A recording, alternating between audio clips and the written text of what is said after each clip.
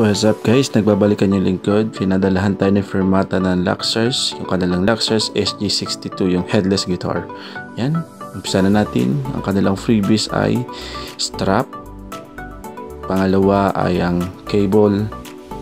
Pangatlo ay ang kanilang Allen wrench. At hindi mawala ang kanilang free padded bag na napakamahal pero libre na lang ibibigay ni Firmata yan sa iyo. And free setup na din pala sila guys pag bumili kayo sa kanila.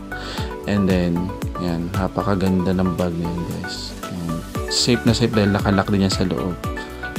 Yan, so napakamahal ng mga freebies niyan guys. Kaya laking tipid nyo na rin pag sa Firmata kayo bumili. And guys, napakaganda ng gitara niyan. Goods na goods, quality pag nakita nyo. So, sa specs tayo guys. Yan, so, yan, natural wood siya guys. And then, yung double humbucker, Alnico 5. Kaya goods na goods. Ito naman ang volume and tone niya guys. And 3-way toggle switch na siya guys. And yung tuner niya ay nandito. Yan, wag malilito. And yung neck niya ay maple neck na guys. Madulas. And then yung fretboard niya ay gawa sa rosewood.